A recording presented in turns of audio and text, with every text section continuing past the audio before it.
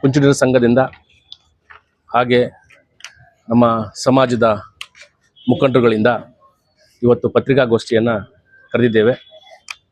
ಇವತ್ತು ಏನು ಏಪ್ರಿಲ್ 21ನೇ ತಾರೀಕು ನಮ್ಮ ಶ್ರೀಮಠದ ಶ್ರೀ ಪಟ್ನಾಯಕನಹಳ್ಳಿ ಶ್ರೀಮಠದ ಶ್ರೀ ಶ್ರೀ ಶ್ರೀ ಡಾಕ್ಟರ್ ನಂಜಾವಧೂತ ಮಹಾಸ್ವಾಮೀಜಿಯವರ ಒಂದು ಹುಟ್ಟುಹಬ್ಬವನ್ನು ಆಚರಣೆಯನ್ನು ಪ್ರತಿ ವರ್ಷದಂತೆ ಈ ವರ್ಷವೂ ಮಾಡ್ತಾ ಇದ್ದೀವಿ. ಈ ಒಂದು ಹುಟ್ಟುಹಬ್ಬಕ್ಕೆ ಎಲ್ಲ ಭಕ್ತರಿಂದ ಆಮೇಲೆ ಎಲ್ಲ ಒಂದು ಪಕ್ಷದ ಮುಖಂಡರುಗಳಿಂದ ಈ ಒಂದು ಹುಟ್ಟುಹಬ್ಬವನ್ನು ಆಚರಣೆ ಮಾಡಬೇಕು ಅಂತ ತೀರ್ಮಾನ ತಗೊಂಡಿದ್ದೆ. ಈ ಒಂದು ಕಾರ್ಯಕ್ರಮಕ್ಕೆ ತಮ್ಮನ್ನೆಲ್ಲ ಸ್ವಾಗತಿಸುತ್ತಾ ಹಾಗೆ ನಮ್ಮ ಎಲ್ಲ ಸದ್ಮಠದ ಭಕ್ತರುಗಳನ್ನು ಸ್ವಾಗತಿಸುತ್ತಾ ನಮ್ಮ ಎಲ್ಲ ಪಕ್ಷದ ಮುಖಂಡರುಗಳನ್ನು ಸ್ವಾಗತಿಸಿ ಈ ಒಂದು ಹುಟ್ಟುಹಬ್ಬವನ್ನು ಸ್ವಾಮೀಜಿಯವರು ಏನು ಮಧ್ಯಮ ಕರ್ನಾಟಕದ ನೀರಾವರಿ ಹಕ್ಕೊತ್ತಾಯ ಅಂತ ಹೇಳಿ ತಮ್ಮ ಹುಟ್ಟುಹಬ್ಬವನ್ನು ಏನು ಪರಿವರ್ತನೆ ಮಾಡ್ಕೊಂಡಿದ್ದಾರೆ, ಈ ಒಂದು ಹುಟ್ಟುಹಬ್ಬಕ್ಕೆ ಎಲ್ಲ ಭಕ್ತರು, ಸಮಾಜದ ಎಲ್ಲ ಬಂಧುಗಳು ಹೆಚ್ಚಿನ ರೀತಿಯಲ್ಲಿ ಸೇರಿ ಅವರಿಗೆ ಒಂದು ಸ್ವಾಗತ ಮತ್ತು ಒಂದು ವಂದನೆಗಳನ್ನು ಸಲ್ಲಿಸಬೇಕು ಅಂತ ಈ ಒಂದು ಪತ್ರಿಕಾಗೋಷ್ಠಿಯನ್ನು ಕರೆದಿದ್ದೇವೆ.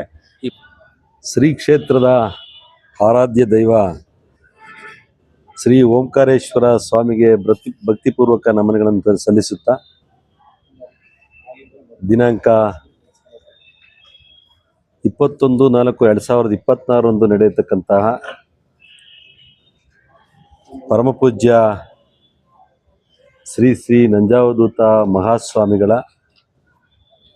ವರ್ಧಂತಿ ಮಹೋತ್ಸವದ ಅಂಗವಾಗಿ ಈಗಾಗಲೇ ಪರಮಪೂಜ್ಯರು ತಮ್ಮ ಜನ್ಮದಿನಾಚರಣೆಯನ್ನು ನೀರಾವರಿ ಹಕ್ಕೊತ್ತಾಯ ಎಂಬ ಹೆಸರಿನಲ್ಲಿ ಆಚರಣೆ ಮಾಡ್ಕೊಂಬಂದಿರ್ತಕ್ಕಂಥದ್ದು.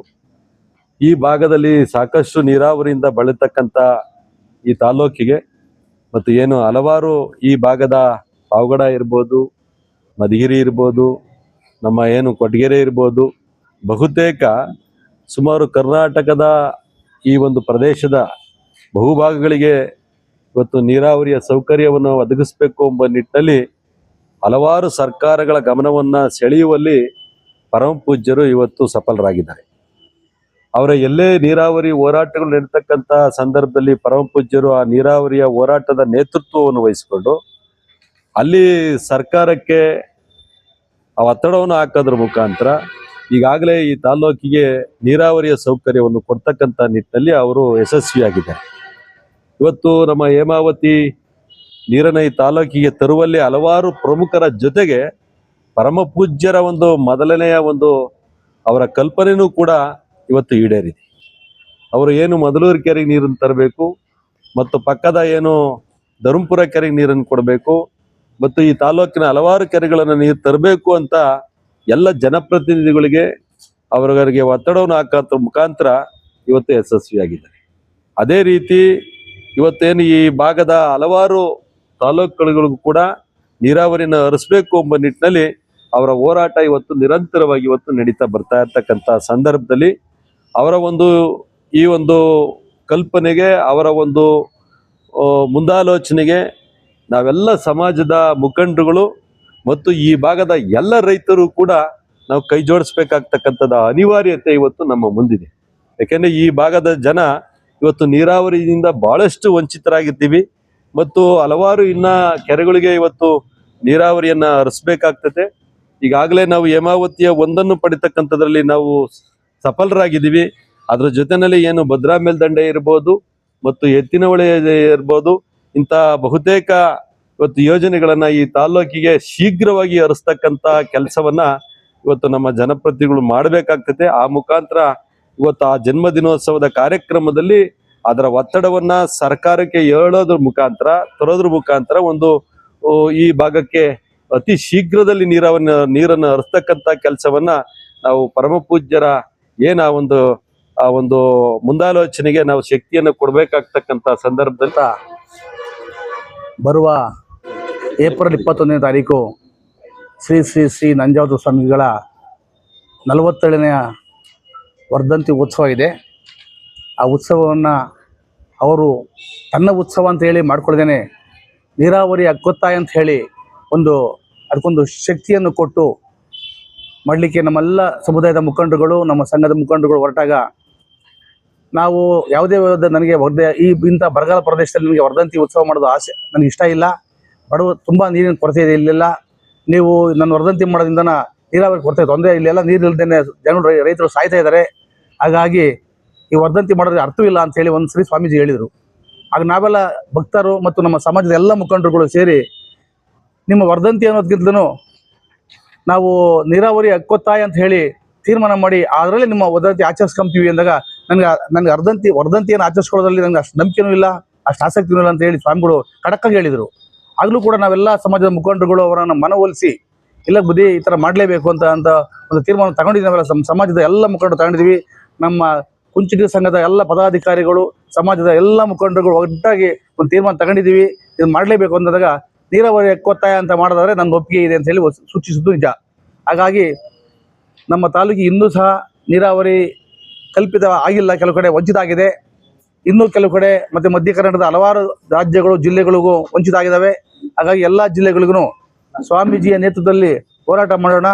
ಹೋರಾಟ ಮಾಡಿ ಎಲ್ಲ ನಮ್ಮ ರಾಜ್ಯದ ಎಲ್ಲ ಜಿಲ್ಲೆಗಳು, ಎಲ್ಲ ತಾಲೂಕುಗಳು ಸಮೃದ್ಧಿಯಾಗಿ ನೀರು ಹರಿಸುವಂಥ ಶಕ್ತಿ ಬರಲಿ. ಹಾಗಾಗಿ ಈ ಒಂದು ಉತ್ಸವವನ್ನು ಆಚರಿಸುವ ಮುಖಾಂತರ ತಾಲೂಕಿನ ಮತ್ತು ಎಲ್ಲ ಜಿಲ್ಲೆಯ ಎಲ್ಲ ತಾಲೂಕುಗಳ ಮತ್ತು ಅಕ್ಕಪಕ್ಕ ಜಿಲ್ಲೆಯ ಎಲ್ಲ ತಾಲೂಕುಗಳ ನೀರಾವರಿಯ ಸಮೃದ್ಧಿ ನೀರಾವರಿ ಹೋರಾಟ ಈಡೇರಿ ಎಲ್ಲ ತಾಲೂಕಿನ ಜನಗಳು ನೀರು ತಲುಪಲಿ ಅಂತ ಹೇಳಿ ನಾನು ಈ ಸಂದರ್ಭ ಹೇಳ್ತಾನೆ. ಈ ಒಂದು ಸಮಾಜದ ಎಲ್ಲ ಮುಖಂಡರುಗಳು ಒಗ್ಗಟ್ಟಾಗಿ ಅಂದು 21ನೇ ತಾರೀಕು ಎಲ್ಲರೂ ಹೋಗಿ ಒಂದು ವಿಜೃಂಭಣೆಯಿಂದ ಹಕ್ಕೊತ್ತಾಯ ಜೊತೆಗೆ ಒಂದು ಜಯಂತಿ ಉತ್ಸವವನ್ನು ಆಚರಣೆ ಮಾಡೋಣ ಅಂತ ಹೇಳಿ ನಾನು ಈ ಮುಖಾಂತರ ನಿಮ್ಮೆಲ್ಲರಿಗೂ ಕರೆ ಕೊಡ್ತಾ ಇದ್ದೀನಿ. ಶ್ರೀ ಶ್ರೀ ಶ್ರೀ ನಂಜಾವತ ಸ್ವಾಮಿಗಳ ಆಧಾರಕ್ಕೆ ಹೊಂದಿಸುತ್ತಾ ಇವತ್ತು ನಮ್ಮ ಉದ್ದೇಶ ಒಂದೇ. ಸ್ವಾಮೀಜಿಯವರು ತುಂಬ ಚಿಕ್ಕ ವಯಸ್ಸಿನಲ್ಲಿ ಏನು ಅವತ್ತು ಪಟ್ಟಾಭಿಷೇಕ ಅಂತ ಬಂದರು, ಅವತ್ತಿಂದನೂ ಸಹ ಅವ್ರ ಜನ್ಮ ದಿನೋತ್ಸವನ ಬದಲಿಗೆ ಒಂದು ನೀರಿನ ಹಕ್ಕೊತ್ತಾಯ ಅಂತಂದು ಅವರು ಅವತ್ತು ಸ್ಟಾರ್ಟ್ ಮಾಡಿ ಸುಮಾರು 25-30 ವರ್ಷಗಳಿಂದನೂ ಸಹ ಅವರು ನೀರಿನ ಹಕ್ಕೊತ್ತಾಯಕ್ಕೆ ಬರ್ತಾ ಇದ್ದಾರೆ. ಅವರ ಒಂದು ಮುಂದಾಲೋಚನೆ, ಅವರ ದೂರದೃಷ್ಟಿ ನಿಜವಾಗ್ಲೂ ಸಹ ಅನನ್ಯ ಅಂತ. ಇದಕ್ಕೆ ಇವತ್ತು 47ನೇ ಜನ್ಮ ದಿನೋತ್ಸವ ಏಪ್ರಿಲ್ 21ನೇ ತಾರೀಕು ನಡೀತಾ ಇದೆ. ಆ ಉದ್ದೇಶಕ್ಕೆ ಇವತ್ತೆಲ್ಲರೂ ಸಹ ನಾವು ಸಮುದಾಯದ ಆಮೇಲೆ ಮಠದ ಭಕ್ತಾದಿಗಳು ಎಲ್ಲರೂ ಸಹ ಹೆಚ್ಚಿನ ಸಂಖ್ಯೆಯಲ್ಲಿ ಸೇರಿ ಅವರಿಗೆ ನಾವು ಮುಂದಿನ ದಿನಗಳಲ್ಲಿ ಒಂದು ಶಕ್ತಿ ಅಂದರೆ ನಾವು ಇವತ್ತು ವಾಣಿ ವಿಲಾಸಕ್ಕೆ ನೀರು ಕೊಡೋದಾಗಲಿ, ಇಲ್ಲ ನಮ್ಮ ತಾಲೂಕಿನಲ್ಲಿ ಭದ್ರಾ ಆಗಲಿ, ಎತ್ತಿನಹೊಳೆ ಆಗಲಿ, ಹೇಮಾವತಿ ಆಗಲಿ, ಇದಕ್ಕೆ ಹೆಚ್ಚಿನ ಒತ್ತು ಕೊಡೋದಕ್ಕೆ, ಅವ್ರಿಗೆ ಇನ್ನೂ ಒಂದು ಶಕ್ತಿ ಕೊಡೋದಕ್ಕೆ ನಾವೆಲ್ಲ ಸಮುದಾಯ ಸಹನ 21ನೇ ತಾರೀಕು ಸೇರಬೇಕು ಅಂತೇಳಿ ನಾನು ಕೇಳ್ಕೊಳ್ತೀನಿ.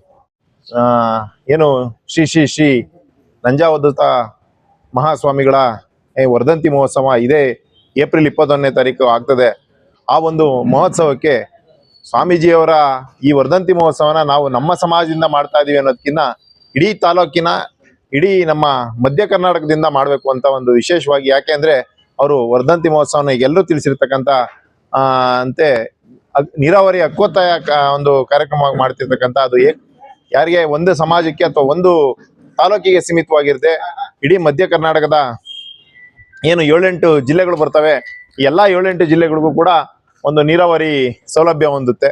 ಇದಕ್ಕೆ ಎಲ್ಲರೂ ಪ್ರೇರಣೆಯಾಗಿ ಎಲ್ಲರೂ ಸ್ವಲ್ಪ ಇನ್ನೂ ಹೆಚ್ಚಿನ ಸಂಖ್ಯೆಯಲ್ಲಿ ಸೇರಿ ಅವರ ಒಂದು ಹಕ್ಕೊತ್ತಾಯ ಹೋರಾಟಕ್ಕೆ ನಾವೆಲ್ಲರೂ ಕೂಡ ಶಕ್ತಿ ತುಂಬಾನ, ನಾವೆಲ್ಲರೂ ಅದರಲ್ಲಿ ಭಾಗವಹಿಸೋಣ ಅಂತ ಹೇಳಿ ನನ್ನ 2 ಮಾತು ಮುಗಿಸ್ತೀನಿ. ಶ್ರೀಗಳ ಹುಟ್ಟುಹಬ್ಬ ಯಶಸ್ಸಾಗಲೆಂದು ಆ ಗುರುಗುಂಡ ಪರಮೇಶ್ವರ ಪಾದಗಳು ನಮಸ್ಕರಿಸ್ತಾ, ನಾನು ನಮ್ಮ ತಾಲೂಕಿನ ಎಲ್ಲ ಸದ್ಭಕ್ತರು ಏನು ಮನೆ ಮಾಡೋದಂದರೆ, ಪೂರ್ವಜನ ಪುಣ್ಯ, ನಾವೆಲ್ಲ ಒಳ್ಳೆ ಜಾತಿಲಿ ಹುಟ್ಟಿದ್ದೀವಿ. ಕುಂಚಿಗ ಜಾತಿ ಹುಟ್ಟಿ 4 ಜನ ಕೊಡೋಂಥ ಜಾತಿಲಿ ಹುಟ್ಟ ಜನಾಂಗ ನಮ್ಮದು. ಆ ಜನಾಂಗಕ್ಕೆ ನಮ್ಮ ತಾಲೂಕಿನಲ್ಲಿ ಒಂದು ಪೀಠ ಇದೆ. ಆ ಪೀಠಕ್ಕೆ ಒಂದು ಜಾತ್ರೆ ನಡೆಯೋ ಉತ್ಸವದಲ್ಲಿ ಸ್ವಾಮಿಯರ ಹುಟ್ಟುಹಬ್ಬನ ಅದು ಬೇರೆದಕ್ಕೆ ಮುಡುಪಾಗಿಟ್ಟು ಆ ಕಾರ್ಯಕ್ರಮ ಯಶಸ್ವಿಗೊಳಿಸ್ತಾರೆ. ನಾನಾದಿಷ್ಟೇ ಕೇಳ್ಕೊಳ್ಳೋದು, ಏನು ಈ ಜಾತ್ರಾ ಮಹೋತ್ಸವ ಇದೆಯಲ್ಲ, ಈ ಜಾತ್ರಾ ಮಹೋತ್ಸವಕ್ಕೆ ಪ್ರತಿಯೊಂದು ನಮ್ಮ ತಾಲೂಕಿನ ಹಳ್ಳಿಯಿಂದ ಮನೆ ಒಬ್ಬರಂತೆ ಬಂದು ಜಾತ್ರೆ ಯಶಸ್ವಿಗೊಳಿಸಿ ಸ್ವಾಮೀಜಿಯವರ ಏನು ಇಚ್ಛಾಶಕ್ತಿ ಇದೆ ಇನ್ನೂ ಪೂರೈಸಿಗೆ ಅದನ್ನ ಶಕ್ತಿ ಕೊಡಬೇಕು ಅಂತೇಳಿ ಈ ಮೂಲಕ ಕೇಳ್ಕೊಂತೀನಿ. ನಮಸ್ಕಾರ. ನಾನೊಂದು ಮಾತು ಹೇಳ್ತೀನಿ ಕೇಳಿ. ದೇಹದಲ್ಲಿ ಸಕ್ಕರೆ ಹತೋಟಿಗೆ ಬರ್ತಿಲ್ಲ ಅಂತ ಸುಮ್ಮನೆ ಯಾಕ್ರಿ ಟೆನ್ಷನ್ ಮಾಡ್ಕೋತೀರಾ? ಈಗಲೇ ಮನಸ್ಸಿಂದ ಅದನ್ನು ತೆಗೆದು ಬಿಸಾಕಿ 3 ತಿಂಗಳ ಕಾಲ ನಿರಂತರವಾಗಿ ಜೀನಿ ಶುಗರ್ ಆಮ್ಲನ ಉಪಯೋಗಿಸಿ ನೆಮ್ಮದಿಯಾಗಿ ಇರ್ತೀರಾ. ಡಿಸ್ಪ್ಲೇ ಕಾಣ್ತಿರೋ ನಂಬರ್ಗೆ ಕರೆ ಮಾಡಿ. ಜೀನಿ ಇದ್ದಲ್ಲಿ ಜೀವನ ನಿರಾಳ. ನಿಮ್ಮ ಬಹುತೇಕ ಆರೋಗ್ಯ ಸಮಸ್ಯೆಗೆ ಗ್ಯಾಸ್ಟ್ರಿಕ್ ಕಾರಣ. ಗ್ಯಾಸ್ಟ್ರಿಕ್ನಿಂದ ಮುಕ್ತಿ ಹೊಂದಿದ್ರೆ ನೀವು ಆರೋಗ್ಯವಾಗಿರ್ತೀರಾ. ಪ್ರತಿದಿನ ಜೀನಿ ಗ್ಯಾಸ್ಟ್ರಿಕ್ ರಿಲೀಫ್ ಸೇವಿಸಿ. ಇದು ಗ್ಯಾಸ್ಟ್ರಿಕ್ಗೆ ಉತ್ತಮ ಆಹಾರ. ಜೀನಿ ಗ್ಯಾಸ್ಟ್ರಿಕ್ ರಿಲೀಫ್ ಎಲ್ಲಾ ಮೆಡಿಕಲ್ ಶಾಪ್ಗಳು ಹಾಗೂ ದಿನಸಿ ಅಂಗಡಿಗಳಲ್ಲಿ ಲಭ್ಯ.